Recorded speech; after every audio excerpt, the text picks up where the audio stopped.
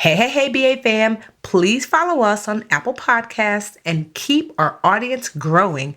If your iPhone recently updated to iOS 14.5, head to Apple Podcasts, search for Brown Ambition, and click on the plus button in the upper right-hand corner. Do that and you'll be following our show. Whoop, whoop. You can also follow us on Spotify, on Stitcher, or on the Amazon Music app. You wouldn't have to do all that, if you had an Android. But Apple, that's fine. And now on to our show.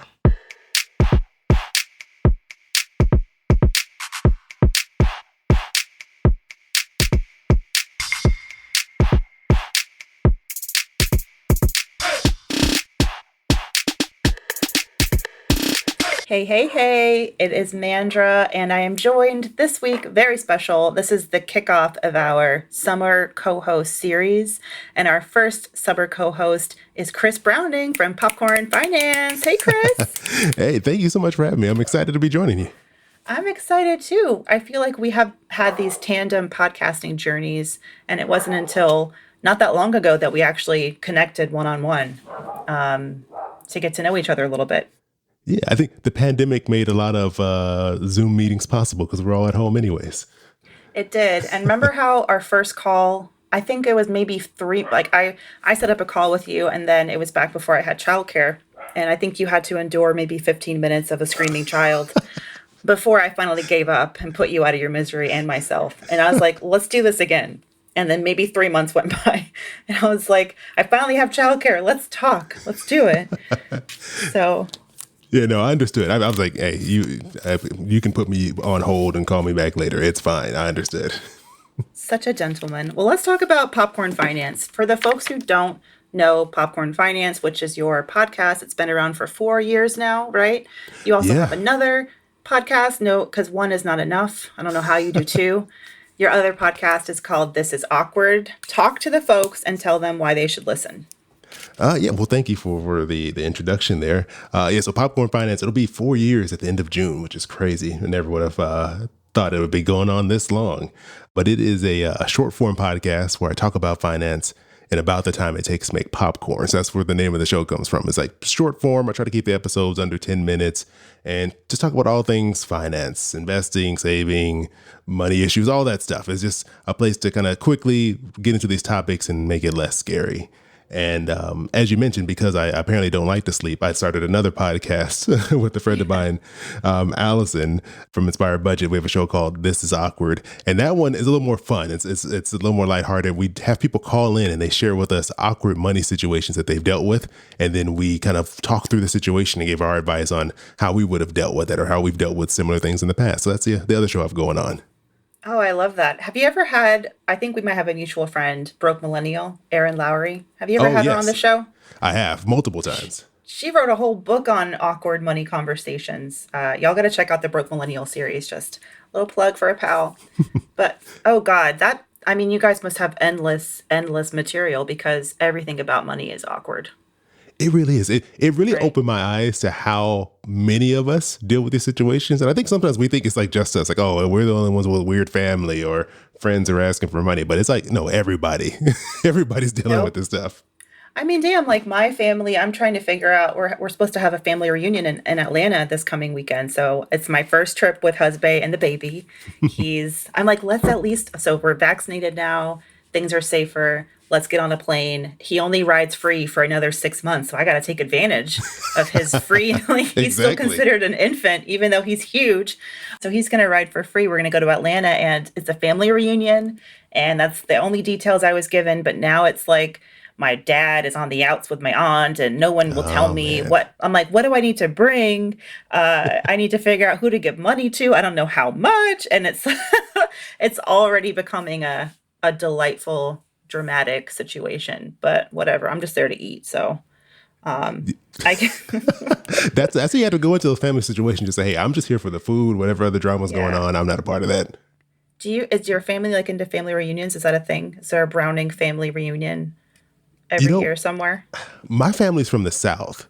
So barely anybody is out here in California.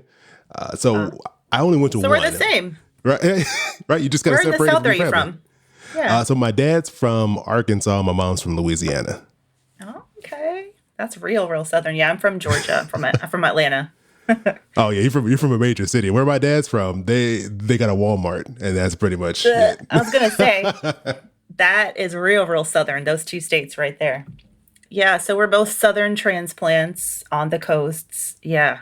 So this is a big deal for me to even, and not going to lie, there's been family reunions that I haven't gone to just because, it was in Georgia and I'm here in New York and it was always an inconvenient time. But this time after the pandemic, I think it just helped me realize, how important it is. Like my uncles, God bless them, they survived this pandemic. My great uncles, they're all in their 80s and 90s, it Oh feels wow. like.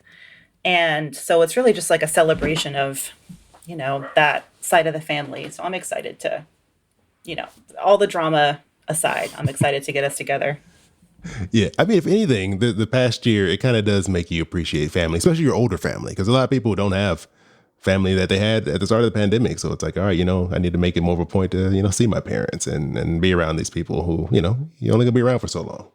Absolutely. Yeah. Well, awkward. I mean, I've been thinking a lot about awkward money conversations lately because for my husband and I, one of the ongoing arguments, I don't know if I'd call it awkward as much as just a complete difference of opinion about how to spend our money really has always been for maybe the 90% of our relationship we have spent arguing back and forth about whether or not to get a Tesla. Oh, Are you familiar with Teslas, Chris? I'm very familiar with Teslas. I've been stalking Teslas for many years. I have not met one and brought one into my home yet, but I've been watching Yeah. them. Yeah, so is my husband. I mean, this was one of the first huge fights we ever had was when we were, it was 2016 or something like that. We had moved in with his parents to pay no rent so that we could save up for our wedding. And, I'm the personal finance expert in our relationship, so I like to say. And I'm kind of uptight and maybe a tiny bit of a control freak about our whole saving and plan, especially at that time when we were really working hard to set something aside and pay for the wedding in cash. And at the time, you could reserve a Tesla. I forget which model it was, like the 123 XYZ, who knows. And he talked about Teslas, but I just, it's kind of like sports. It's just in one ear, out the next. Like, yeah, he's into that thing. You're like, But then sure. we get like, yeah, sure. That sounds like a luxury car we could never afford. So why even, entertain that? But one day I got the mail and there was this letter in it and it was like, congratulations, we've gotten your $1,000 Oh no. commitment and you're in line to get a Tesla. And I said, what? Oh man, I was mad. I mean, looking back on it now, 1,000, I mean, it was a lot of money, especially when we were literally just putting ourselves in such an uncomfortable situation living with his parents with one bathroom in a teeny tiny apartment with like no air conditioning and the worst summer in New York. We were Yeah. struggling. And I'm like, but you put down not even to get the car, just to get in line for the car. So that is how far back our Tesla, our Tesla debate has gone, or battle, I should say. And for how many years has it been, Chris? For 5, 6, 7 years, I have held it at bay. We did the wedding, we did the honeymoon, we got our house, we did the renovation, we had a baby, we had a pandemic, and finally I ran out of excuses, Chris. I ran out of reasons not to get a Tesla. That is what happened. And we took our baby Tesla home today from Man. the Tesla Cabbage Patch factory thing. Yeah. Well, congratulations on the car. I mean, that's some patience to stick it out all of that time through all those life events and just like hold out hope. Man, I know one day that Tesla's gonna make it home. He's the underdog in any like sports movie, except instead of sports, it's like, I just really want to get this Tesla. And the number of people, I mean, we haven't told a lot of people, but friends and family who he's told, I mean, everyone knows what it means to him because that is how obsessed this man has been with this car. But he's very consistent. I mean, he literally installed, are you handy? I know do you guys have a house? Are you renting? We're renting, so I mean, I can only do so much, but I can use a power drill. I can say I can do that much. Okay, that's pretty impressive.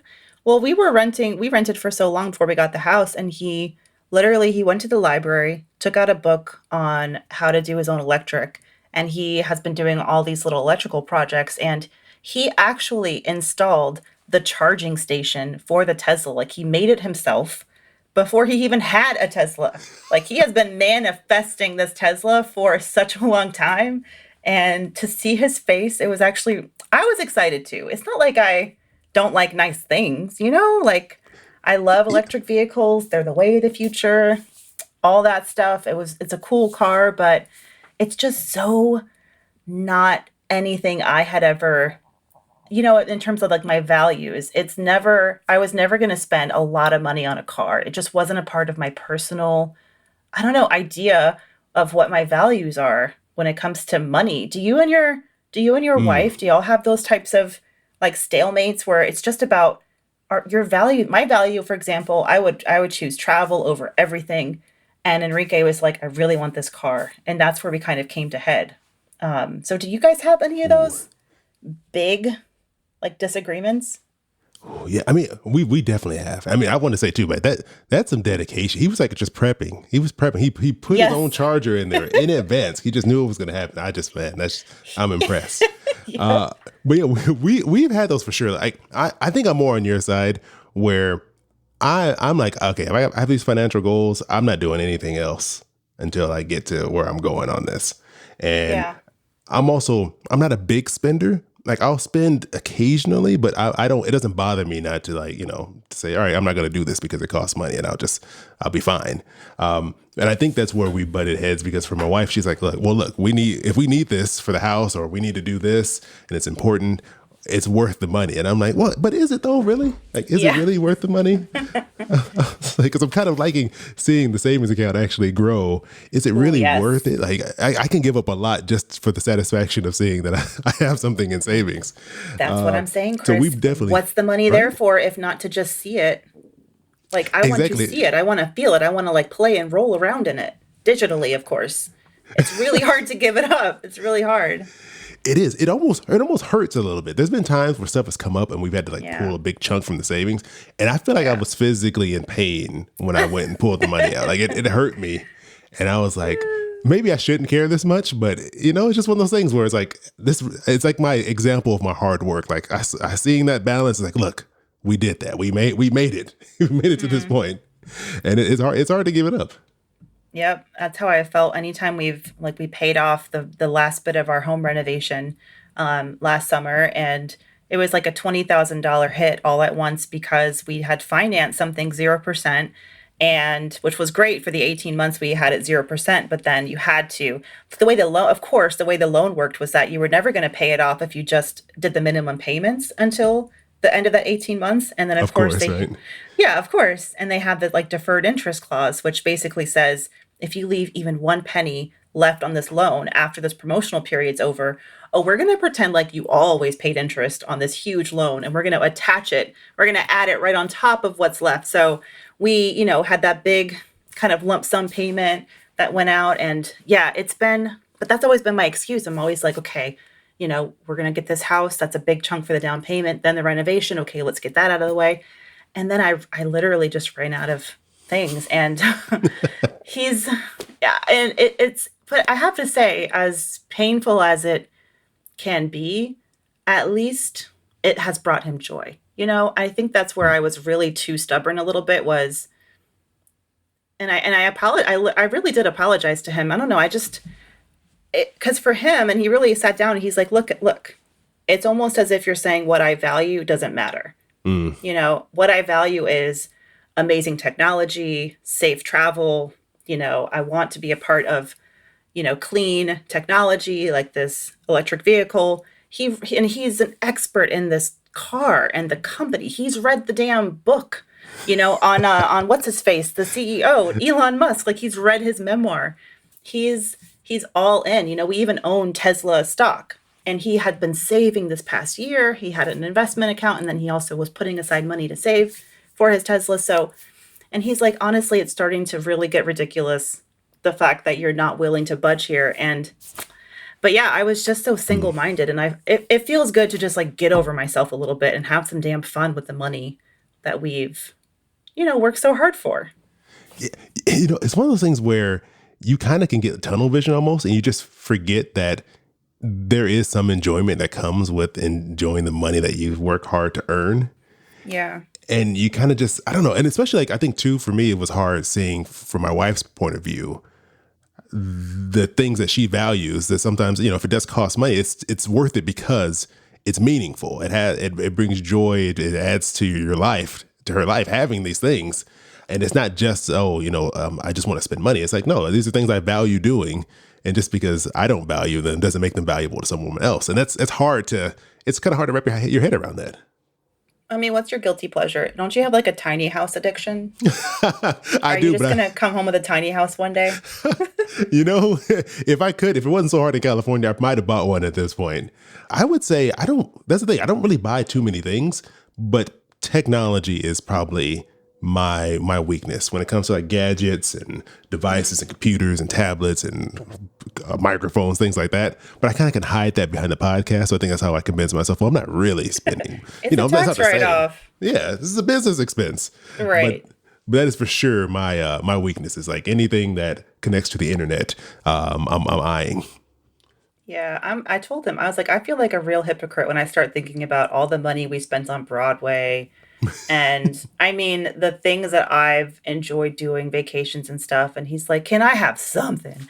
So and you know what? The Tesla purchase, I have to say, was made possible in part by this crazy, ridiculous economy that we have right now that has somehow made used cars more valuable than they were a year ago, which is insane. So we actually, we ended up selling our, we had a 2016 Mazda, some CX-5, I think.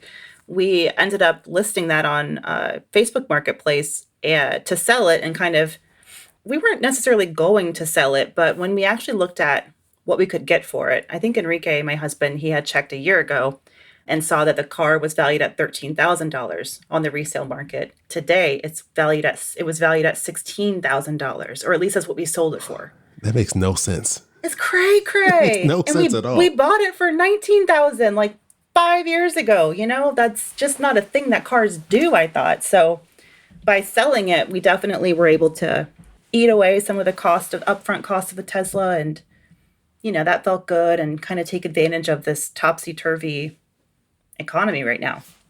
Yeah, funny enough, I had a friend yesterday. I met up with him for the first time since the pandemic started. And we were talking about the used car market, and I had told him, my car, I bought a used car. It was a 2014 Hyundai. I bought it in 2019. No, sorry, 2019 I bought it. And I bought it for $21,000, and it's now worth $19,500. And I've had this car for 3 years. And he's like, you just need to sell it. And I was like, but then I got to buy another car. But then you got to buy another car, yep. But he was really pushing me. He's like, well, just buy a new car then. I was like, well, hey, it's easy for you to make decisions with my money. But he's really getting into my head now. I'm like, well, I don't know. Because I'm not going to lie that I have not also been looking at Teslas. That's the thing. If this is the rationale, and believe me, we were just at a friend's house yesterday, and Enrique has now become that friend at the cookout who had a really lucky set of circumstances happen, and he's like ready to tell everybody to follow in his footsteps. Listen, don't be that person at the cookout. Not everybody can do the things that worked out specifically for you in your situation, but he's like, yeah, you should sell your car, to our cousin, sell your car, and then you can get something else. But the other thing is, do you own that car outright, or do you still have a loan on it? That's the thing. It's completely paid off, and it's been paid off for a year now. Oh, yeah. Well, then, see, our car was paid off too. And that's really where you can get the value. So if you have a lien on your car, so if you owe anything on a loan, or you're still financing it, it's really tricky to then try and sell that car. It's especially if you do it yourself, like as a private seller. I guess you have to pay the loan back and then get the title and then sell it to someone else. But that's may not be something that someone's willing to do. But for us, it really did make sense to just go ahead and sell it. We owned the title, owned it outright. We could have traded it in. Tesla offered us $14,000, but then our financial planner was like, you know what? I really think you guys should post it. I've sold all my cars on Craigslist and I get way more. And sure enough, we got it sold within like 10 hours for 16,000. That's amazing. And I mean, it just goes to show you too, like these dealers, I mean, obviously they're a business, so they're trying to get this car from you as cheap as possible because they know how much more it's worth. You know who bought it from us? A used car dealer. Really? So even he's planning to sell it for more than that. I'm like, good luck, my friend. Good luck. But yeah, it's a cray world out there. So I guess for y'all, I mean, how close are you to, is your rationale like, okay, the car is worth a lot more now. So if I do sell it, I would have more money in the bank for a nicer car, maybe a new car. Is that how you're feeling?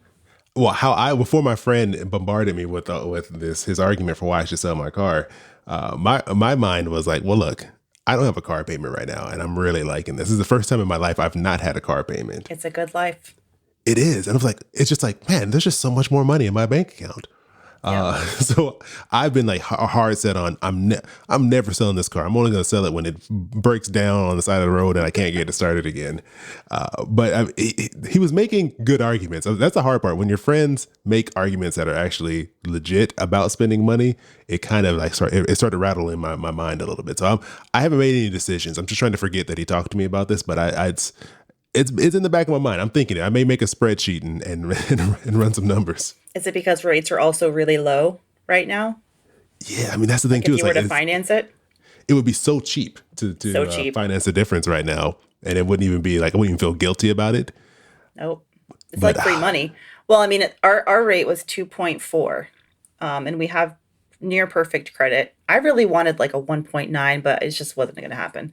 I think you can get those rates as low if you look at credit unions and stuff. But anyway, it didn't happen for us. But yeah, that kind of did it for me too. So now we have a car note for the first time in 5 years, and I don't love it, but but here's the thing, Chris. We could have paid cash for the whole thing. That's the thing. My planner was like, Mandy, you know what the rationale is, right? You can invest that money.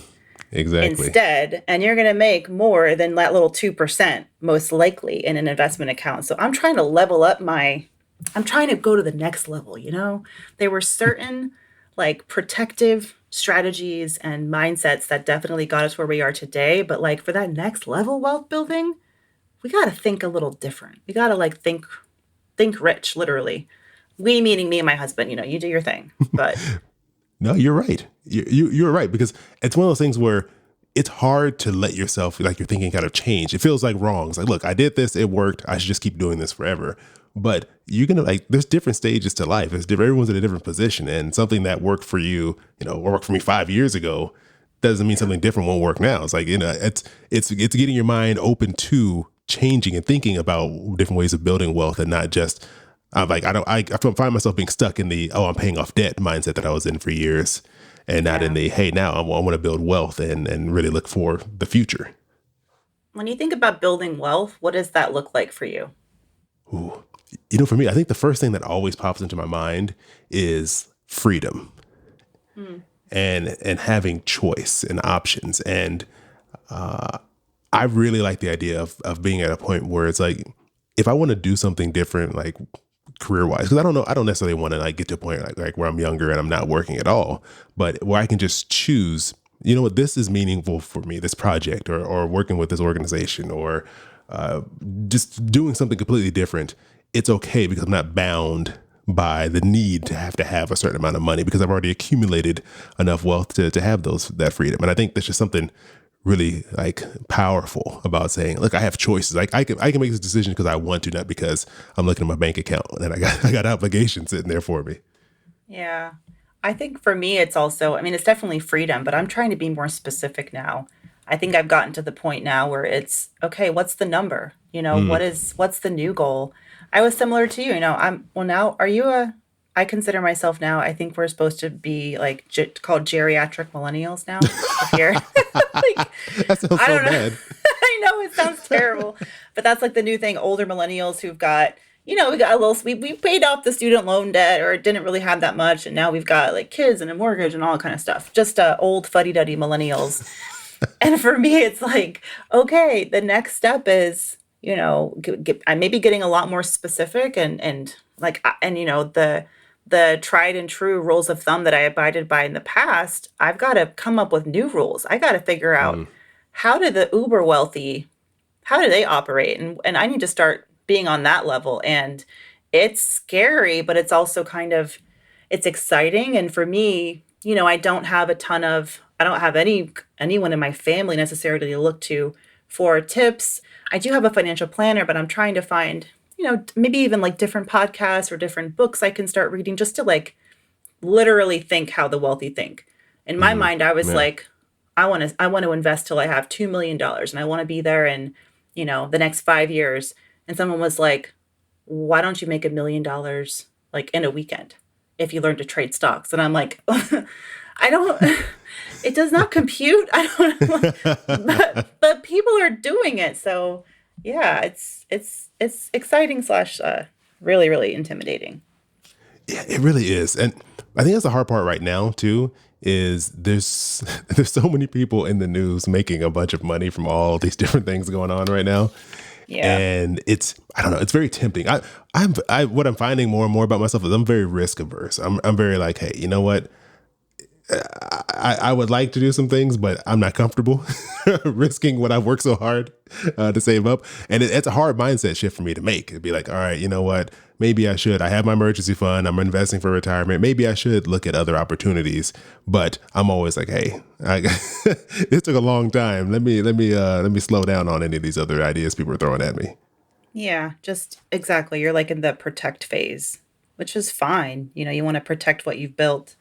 But we'll see. I mean, not to peer pressure you, but the Tesla does ride really, really nice to Starbucks. But you know what? We got caught in a huge traffic jam, and I was like, well, it still gets stuck in traffic just like another car does. So it doesn't have any magical like traffic avoiding properties. That would really be valuable to me. I know, but then it can drive itself though. Has your husband like try to like talk about his plans to take a nap while he's like commuting or anything like that? No, I don't think that's a feature we're going to be turning on. I don't even know if I forgot about that. Can it drive itself? I don't know, Chris. I just don't know. I had a hard time figuring out how to like turn the air conditioning on earlier, let alone autopilot. That's true. Baby steps. Baby steps. Well, it's really fun to have you on the show. Why don't we take a quick break and we'll be right back to answer some of y'all's questions.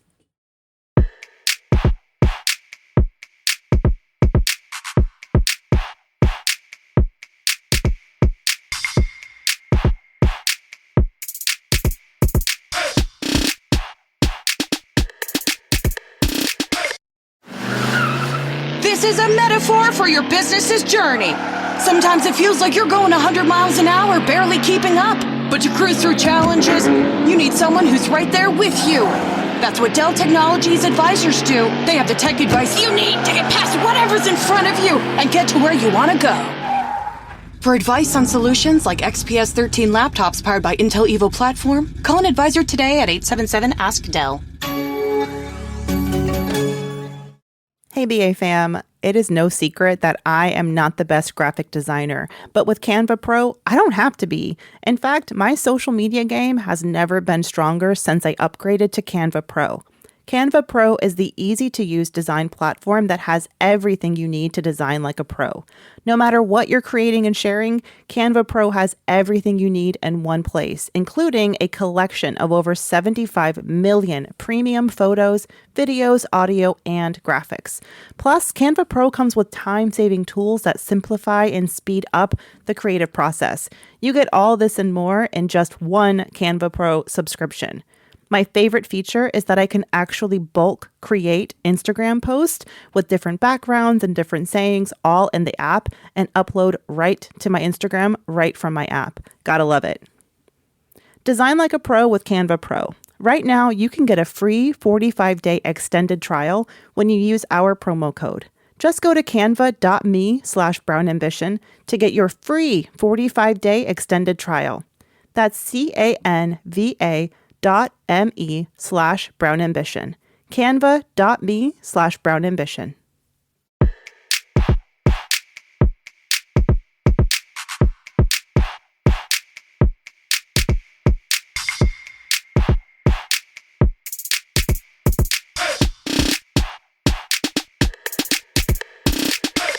All right, we are back. And yes, I am joined by the one and only Chris Browning, who is filling some very big budget needs to shoes. How's it going, Chris? How are you feeling so far? I was fine, and now you made me nervous. Okay. And I'm just joking. I'm joking. Okay, I should have made you do the hey. Oh, God. Well, we are here to answer your questions, and never fear, even without Tiffany here, we have Chris from Popcorn Finance here to help me tackle y'all's personal finance and career questions. Okay, so we've got some excellent questions from IG. First one comes from listener Lasheen. Lasheen says, I just found your podcast after buying Tiffany's book, and I'm obsessed. In her book, which is, I will add here, you guys, called Get Good With Money, which you can get at getgoodwithmoney.com. It's an 8-week New York Times bestseller at this point. It's insane. Anyway, so Lasheen found us through her book. She says, in the book, Tiffany talked about determining if you have a budgeting problem or an income/earning problem. And I think I have an earning problem, and I wanted to get y'all's opinion.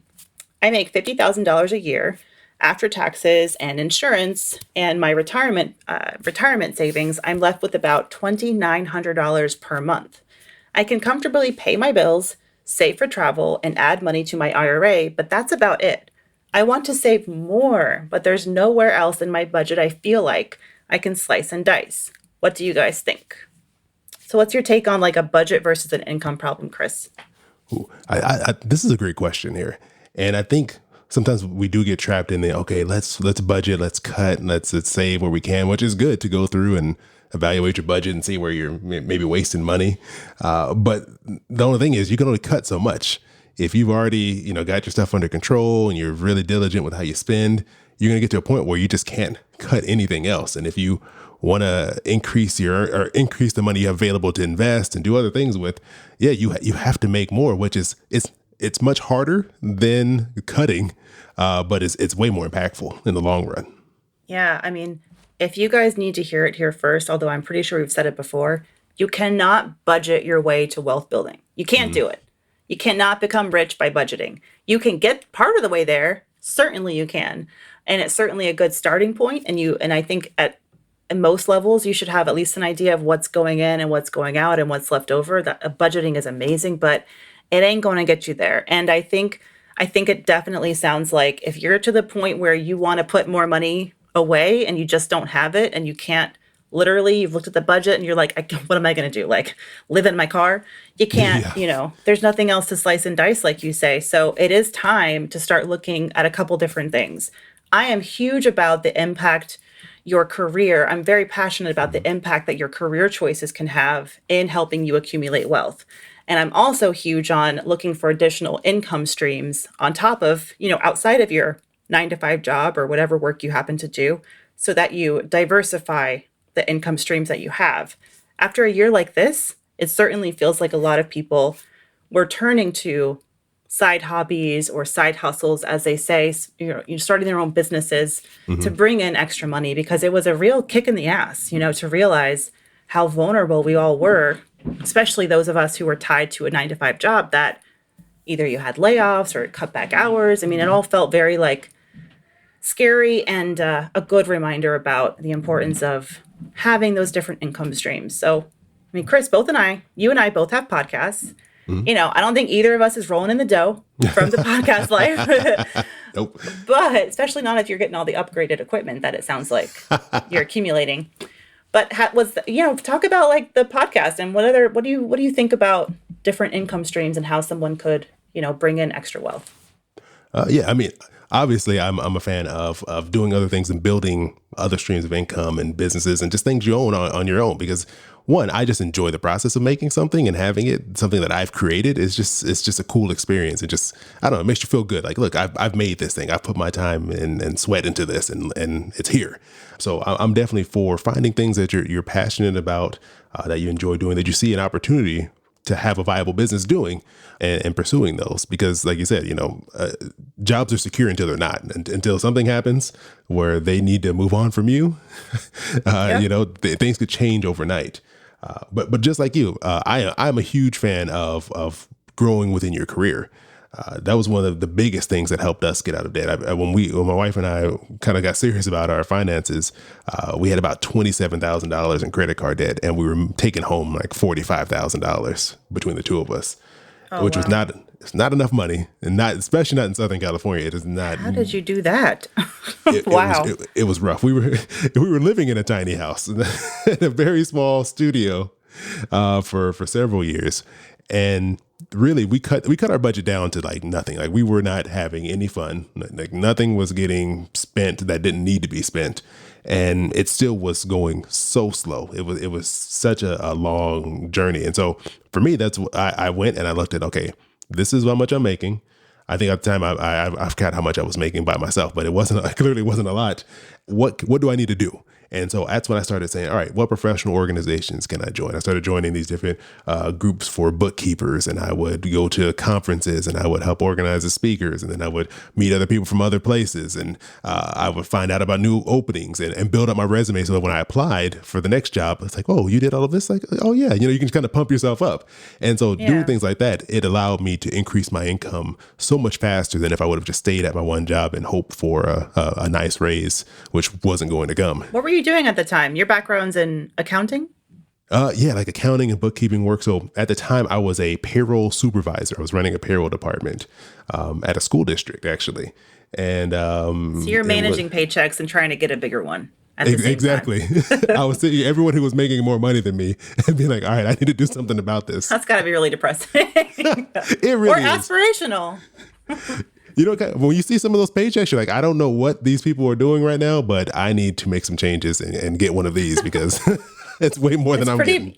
It's bad if you're like jealous of I don't know what kind of school teachers these were, but I'm feeling like a middle school math teacher is making more. It's like, ooh, okay, it's time. Yeah, I was like, because we all know teachers aren't paid that well, and I was getting paid a lot less than the majority of teachers. That's a crime. Yeah, I love that. I was recently celebrating with my husband because we've really been focused on increasing our net worth. And we did the math with our planner and realized that we have increased our net worth by tenfold in the last 5 years. Wow. And I was sitting down, and I'm going to do a specific show about it. But as I was sitting through and working through, how did we do this? I'll tell you one thing. It wasn't by budgeting. The most significant, the biggest reasons, and part of me almost feels a little, or used to feel a little, not ashamed, but I think people want to hear that we just pulled ourselves up by our bootstraps and we coupon clipped and we were good people and we just worked real hard. They want to hear that kind of story. But the truth was that I was super ruthless with pursuing new opportunities when two things were true. When I could earn significantly more and when I could challenge myself professionally. So when I was offered, I was in other jobs, and when I was offered opportunities to move to a different company, as long as the opportunity was professionally rich, like I was learning a new skill, I was getting to try a new position or something like that, and it came with additional income, I was definitely willing to take it. And I was very risky with some of my career choices. And they could have gone the other way entirely, with risk comes rewards or, disaster. But it was because of those choices I was able to negotiate, 30%, 50% raises, equity in companies that I was joining, which opened me up to even additional opportunities to build wealth as long as that stock price in that company went up, which I was fortunate enough to have that happen sometimes. So those are the types of things that that I'm ready to just be honest about it because there's no shame in it. In fact, I had to do it. I'm a Black woman in America, yo.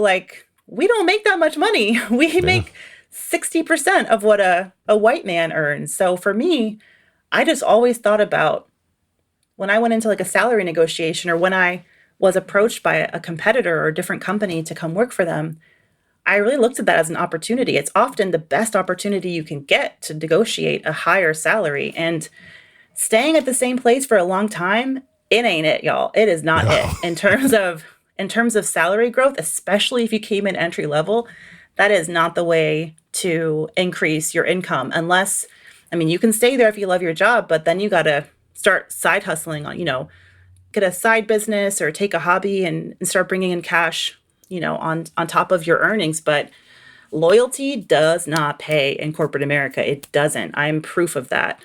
I really had to make those big, scary leaps to get to where I am today, to get those bigger paydays. No, I mean, I love that so much because I've seen it where there was a situation. I won't name the place so no one can figure out who I'm talking about. But there was a place I worked at. Y'all leave Chris alone. Don't get him. don't get him in trouble. Don't get me in trouble, please. Don't go research this place. But I was working at this place. There was a woman there. She was amazing at her job. She was amazing, and she just wanted. I don't even think she was asking for a raise. She just wanted a better title than what she had. And they were like, "No, we can't do that. I'm sorry." Like it was something so easy. They were like, "No, we can't do that." But you're great. So she's like, you know what? All right, I'm out of here. So she left, got a better job, got the title she wanted, and got a pay raise. The person they brought in to replace her, they gave the title that she wanted and more money. Ugh. And it was like they could have done it all along, but it was just like, well, they think we have you here. You're not going to leave, so we're not going to do anything.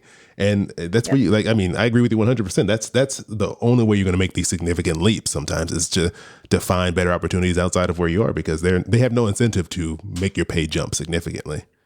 And you may think that they are the nicest people. They've come to your housewarming parties. They gave you a nice little gift when you had a baby or you got married. It does it takes a lot of effort. I was that manager who really fought for raises and promotions for my people when I didn't have to because I wanted to retain them. And there were plenty of people who just don't do that because it takes a lot of time. It takes effort. You got to do your research. You got to bat for people. It's just not in a lot of people's best interest to go to bat for folks that's work. So yeah, I love that example. I mean, I hate it, but it's a really good example of what we're talking about here. Loyalty does not pay y'all. But I want to talk a bit about, before we get to the next question, about starting a new business. I'm at a point where I just started a new business. Hello, guys. I'm the CEO and founder of Mandy Money Media, which is a independent content consulting firm and editing and writing business. Yay! Do I get some kind of thanks? Doing my own thing after a decade of experience. I'm striking out on my own. And what's so fun for me has been doing these things. I filed for an LLC. It's shockingly easy to do this, y'all. You just need a little bit of money and Google, you just had a Google. If you go to your state's Department of Labor website or just Google your state LLC, it'll have a very easy to fill out form, pick your name, give them your little coins. I had it within minutes. I got approved and got my LLC established. And then it's the IRS. Did you do this yet? We get a taxpayer or an employee ID number through the irs.gov. Mm-hmm. And that's such an easy process. And then you don't have to give people your social security number either. Yeah. I mean, I think I might have to get it, but yeah, I was shocked. It was instantly, oh, here's your EIN. Here you go. And once I had that EIN, what did I do? I went and got a business bank account. Just did some Googles to find the best one. Although I will say, I don't know if you have a business bank account or credit card yet. Do you? Yeah, I do have the credit card. I've not gone the banking route. I probably shouldn't be saying this out loud, but yeah, I may be utilizing some personal accounts as business accounts right now. That's cool. It depends on how I did learn that, when I was trying to decide whether to do an LLC or work as a sole proprietor, it's very different, in terms of how you can commingle your personal versus professional expenses and things like that. But definitely, I got on the phone with my CPA and he was like, LLC is the way to go. So that's what I did. And but the EIN, it took seconds. And the business bank account, what I was going to say is I'm going to get paid soon, hopefully soon from clients. I'm manifesting it like my husband installing his Tesla charger 5 months before he actually had a Tesla. I'm going to get this. I got a bank account through a online bank, and it was kind of hard to find a fee-free business bank account. Seems like a lot of them charge. They either have a minimum required balance, which I don't know if I'm going to make money, but I can't commit right now that I'm going to be making a certain amount. Yeah. So it took a lot of comparing and contrasting, but I was able to get one, and you have to have your EIN in order to get one set up. And then I got approved for a business credit card, which was exciting. So you can do it. And look, I'm a business. You can't tell me nothing. I'm a business owner, right? I don't need a storefront. No, I'm doing it. It's so different than what people thought of. Like what people, I think we have a much different image in our head of what it takes to be a business owner. It's such an easy process these days.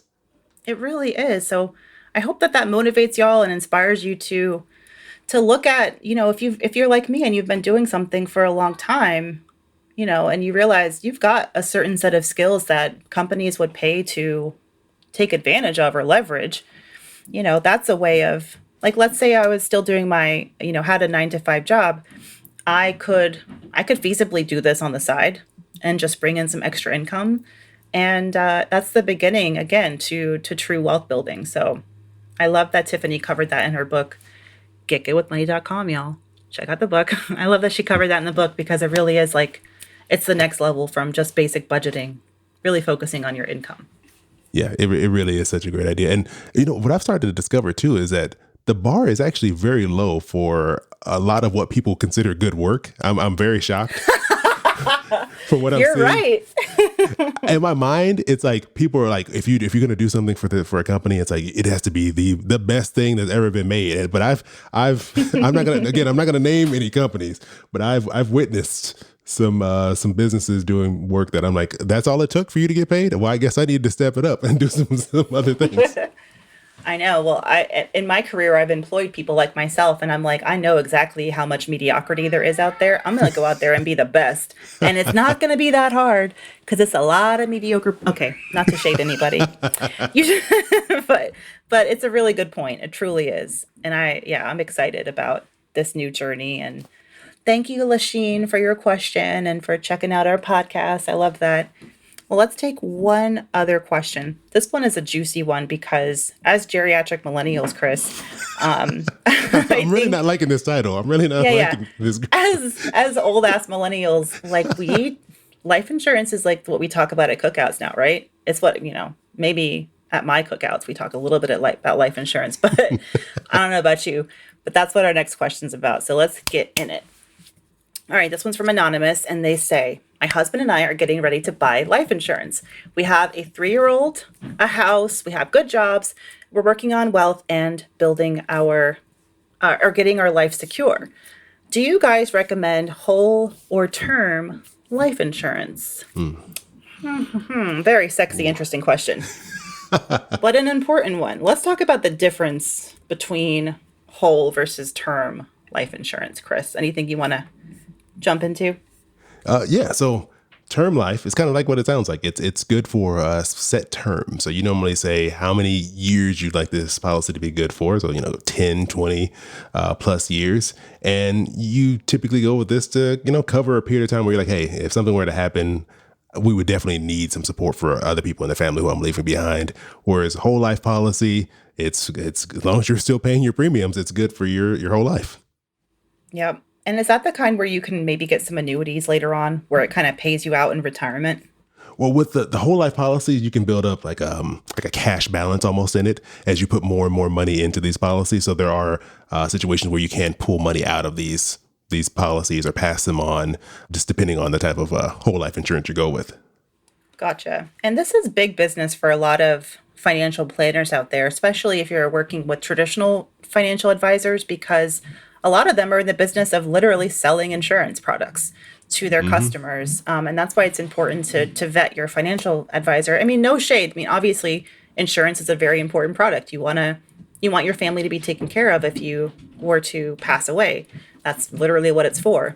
But because they can be really lucrative, like especially whole insurance, like Chris was talking about, like you're talking about someone paying you monthly for their entire life. So that's like especially if you're someone who works on commission, that's a cash cow, baby. That's a cash cow. So they, like, the financial planner is getting an annuity out of you, basically, when you sign up for whole insurance. But you're right. And so you do have to think about that. Now, do you have life insurance, Chris? Like, have you bought a policy for you and your wife outside of what your work might offer you? We have term life insurance. And I think for the reason you mentioned that, like whole life, there's definitely circumstances where people could utilize that and it'd be useful for what they have going on. But oftentimes, like, those commissions are very nice for those whole life policies. That's why they often get pushed as an alternative to you investing on your own. Yeah, absolutely. And for me, that was the deciding factor. So I just had a baby too. So like our listener, she has a young child, 3 years old. My son's 18 months. When I finally had the baby, that's when I was like, oh God, my life matters now. I mean, of course it mattered before, but like my earning, my husband, he's gainfully employed, he's young, but my son, that was my wake up call really to get my own policy. And also a colleague of mine in the past had told me, you really ought to get your own life insurance policy beyond what at the time I was working for an employer, and most employers provide free life insurance, or it's like $1 or $2, something like that, because it's not enough coverage to really last the life of your child. And like, for example, I think in the past I've had life insurance through work that's like $200,000 and maybe like some short-term disability coverage. But, I ended up getting a policy that was valued at $1 million. And I came to that at the time. It could have been higher. There's a rule of thumb that says to 10x your salary to get your policy. But I think I was earning like $200,000 at the time. So $2 million seemed like a lot of money. Yeah. So I was like, okay, let me just start with one, see how that goes. But yeah, I ended up doing a 25-year term, because for me, it's not just about, it is about, of course, providing a financial windfall for your family so that they can move on without you and still, maintain the same quality of life. But it's also, how likely am I to make it to I'm 33 now. How likely am I to live till I'm 60?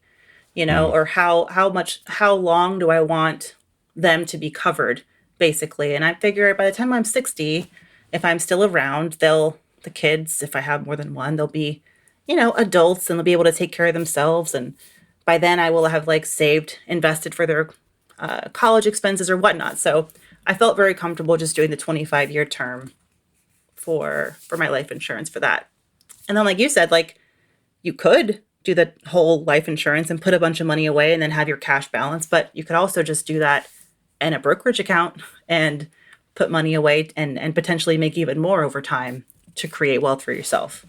Yeah, exactly. I wanted to ask you too, so for you and your husband, was that a difficult conversation to have? Because I know people who do not like talking about the possibility of dying, and so that's why they never look into life insurance. You really have to not think about what you're doing. It's very depressing. And yes, and especially, if I would do anything differently, I might have done it before I had the baby, like while I was pregnant, or even a little bit before that. Because I do think, if you have a kid, of course, it's very much worth it because you have the child, like I said. And if you don't have a child, then really it's about your spouse. Can they provide for themselves without you, et cetera? But it was a very emotional conversation. As soon as I had that baby and my husband saw me as a mother, he became very afraid of me dying. It was a weird... And I think, and me too, I became, as a new mom, I was afraid of everybody dying. I was like, he could die, the baby could die, I could die. Life is so fragile. Why are we doing this?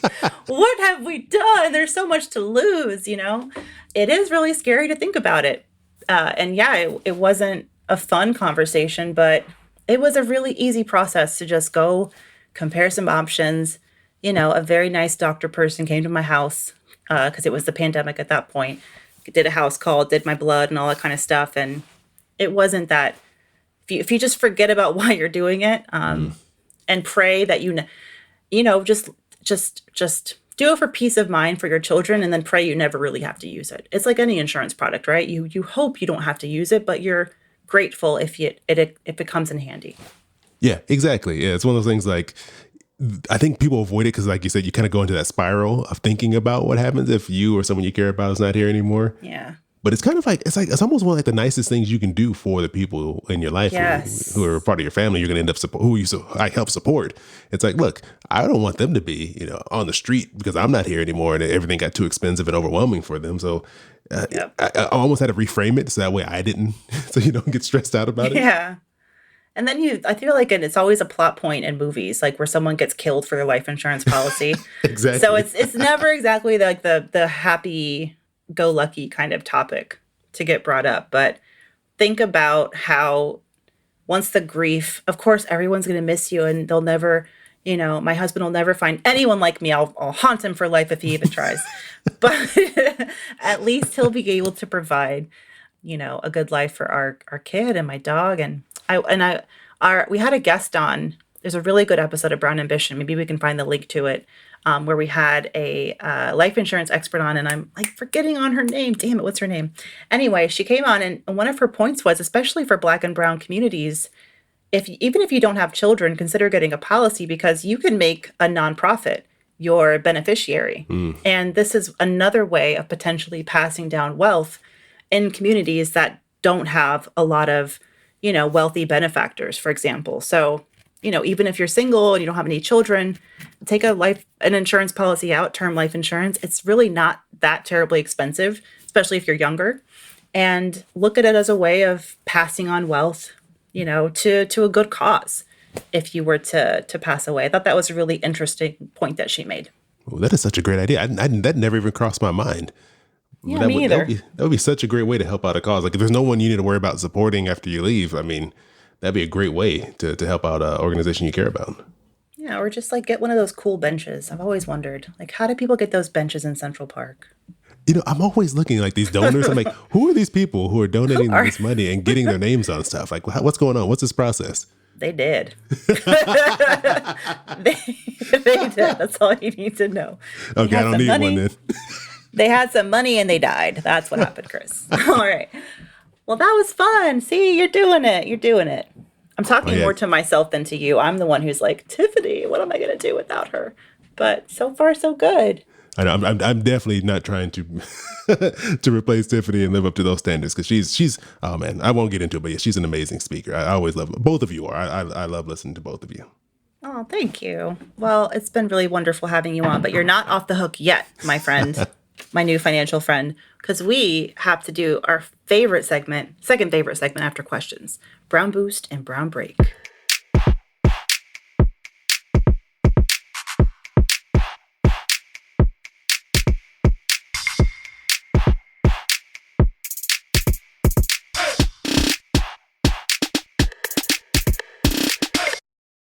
This episode of Brown Ambition is sponsored by Homemade, a podcast from Rocket Mortgage about the meaning of home and what it can teach us about ourselves and others. I loved this season of Homemade, y'all. These are provocative, poignant, even hilarious stories that explore the diversity of home in America and the fundamental need for shelter and belonging that unites us all. You'll hear about a successful doctor in Philadelphia who had a secret dream to become an interior designer and saw that dream actually turn into reality during the pandemic when she renovated her daughter's dollhouse and it went viral. Or there's an epic story about the lower Ninth Ward resident and Hurricane Katrina survivor who battled hard to reclaim her beloved neighborhood so she could keep calling New Orleans home. The stories from Homemade will inspire you as much as they did me. Search for Homemade anywhere you listen to podcasts. That's 2 words, home and made. My thanks to Homemade for their support.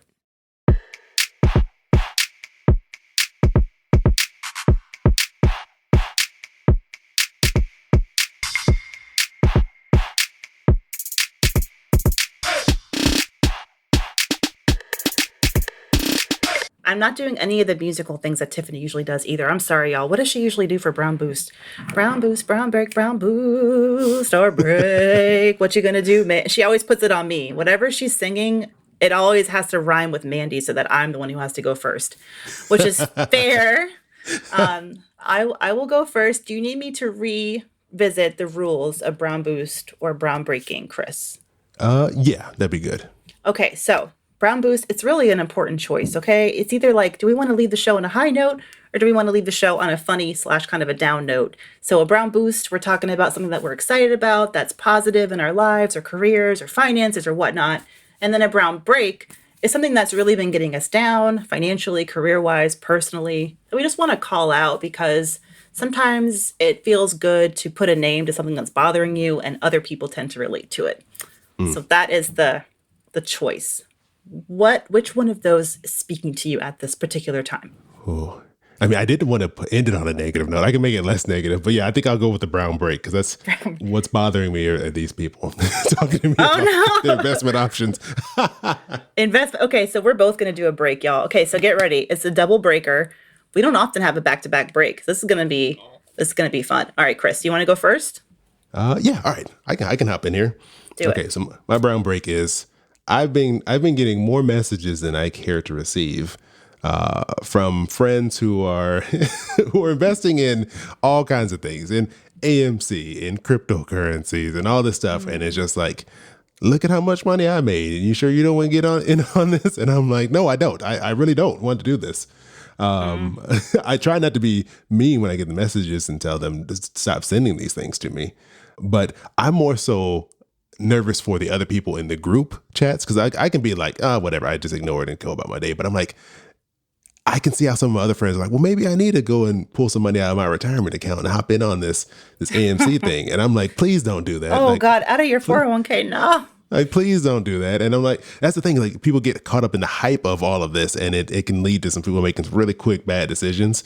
And so that's why that's what I'm choosing for today. Oh, God. Yeah, I feel you. And especially, I remember the story of my dad.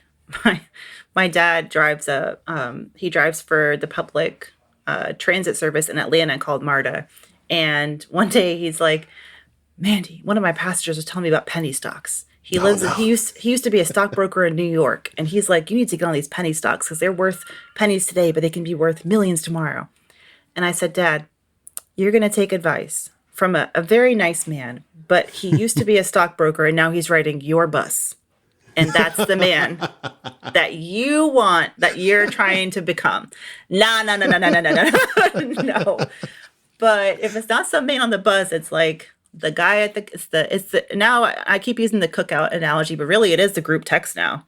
Group text or Facebook groups, investing clubs, Twitter, like Elon Musk tweets and Bitcoin tanks or soars, whatever. Like people, it's just so crazy out there right now. I don't know how.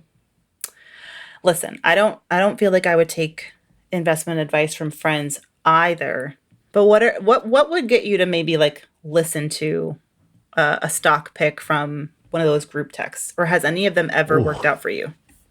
From a group text, I don't know if there's anything that any of my friends could do to make me take one of their pieces of advice, the text message. This is probably like a trust issue. So I had a friend who he was really into like buying and selling shoes when we were younger. He was a sneakerhead, so he would buy shoes. He would go to these releases, and he's like, "Hey, Chris, you got to do this, man. I'm making so much money doing this." And I was like, "Okay, let me do this." And I went with him, and I bought these shoes. I remember there were these Cinco de Mayo Nikes. They had the Mexican flag on the side. Okay, that's very specific. It's very specific. And he's like, "You get this, man. You're gonna be able to flip this." I was like, "Great." Long story short, I did not make any money. You didn't make any money off your Cinco de Mayo sneakers? No. I did not. And I think ever since then, I've had trust issues with people giving me random advice through text messages. But yeah, no, it's like, I don't know. I think for me, you really got to understand something. Like, I'm sure he knew what he was doing and he could flip those shoes and be great. I'm sure some of these people have spent hours studying these stocks and they have good data to back up their decisions, but I don't.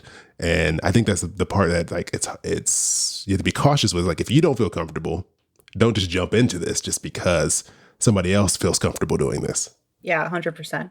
I mean, for you, it was Cinco de Mayo sneakers. For me, it was Beanie Babies. Oh, man. Yeah, I'm still waiting for my millions aunties and friends at school who told me to get all of them. And we would like spend money. We would protect them at all costs. I think I put one in a time capsule. Like, I was 13 when Y2K came along, or didn't come along rather. And yeah, I buried my Millennium Beanie Baby thinking, wow, I'm really just like burying my nest egg right now. I can dig this up in the after and cash it out of the bank. Yeah, no. My mom has a garage full of Beanie Babies still in their protective cases. Oh, no. She has. Oh, that's so funny. Well, she better hope. And she's going to hang on to them, I bet. They're not going anywhere. I mean, hey, look, Pokemon cards have for some reason gone wild. Maybe Beanie Babies will circle back around. Dude, my husband was just like, he just went home to his parents to go try and dig up his old Pokemon cards. He couldn't find them. He was so mad. What's going on with Pokemon cards? I did the same thing. I called my dad. I was like, hey, are those Pokemon cards still in the garage? Because I'm going to need those. He could not find them. They were nowhere to be found. I was very disappointed. But the Beanie Babies are okay. Yeah, Beanie Babies, Okay. they're still on their shelf. They've been on the same shelf for, I think, 10 years, just sitting there in their nice clear cases. Oh, Lord. All right. Well, that's really funny. Okay, so my break is going to be, it's going to be a big one. I'm going to try not to go on too long. But as I said, I'm from the state of Georgia, which has a lot of great things going for it. You know, World of Coke, Black people thrive in Atlanta. It's wonderful. We saved the Senate this year with John Ossoff and Raphael Warnock's win in the Senate race. You know, we also saved the election. If you guys don't remember, Black women in Atlanta did. We did that. You really did. Thank you. I'm like taking credit. I don't even live there. I don't vote in Georgia anymore. Anyway, but Georgia still has a lot of craziness happening. And I couldn't believe this headline. But it's something that I wanted to talk about because it's just showing how important local elections are beyond the presidential election. And I will continue harping on this, y'all, because look at the shenanigans my state is up to. My God. So the Georgia Education Board has passed a resolution just a few days ago to limit the ability of teachers in schools where they educate children who will go out into the world in the future and be citizens in this country, limit them from talking about race and the history of racism in this country. Like that's a thing that the Board of Education could do. And the governor, Brian Kemp, who, by the way, stole the election from Stacey Abrams a couple of years ago. If you remember, that's Stacey Abrams' whole, launch into this fair fight action nonprofit that she's built to expand voting rights and voting access across the country, but especially in Georgia. Brian Kemp was one of the reasons why. And he himself was the one urging the Board of Education to take, quote, immediate steps to ensure that critical race theory and its dangerous ideology do not take root in our state standards and curriculum. And it passed. So this is, I'm just like, I remember in school talking about like people getting really fired up about Georgia state flag because it had the Confederate emblem in it and they were going to change it. I remember that being really confused by how intensely debated that was in class and stuff. And I was in class when we were reading Huckleberry Finn, and one of my white female classmates asked, "Why can't we say the N-word?" And she said the N-word. Like, what's wrong with it? They say it in the book. Why can't we say it? So as a kid who used to be one of the only ones in her class, I can't conceive that we could be going backwards like this. It's really scary to me, and I just want to raise awareness of this thing that's happening in Georgia. And I don't know if there's a way to vote this away or to undo it, but it's scary that so simply and easily you can deny children who are supposed to be educated this discussions about this very important, very bloody, very tragic, chapter or book in our nation's history that is still impacting them today. It like boggles my mind that this is even happening.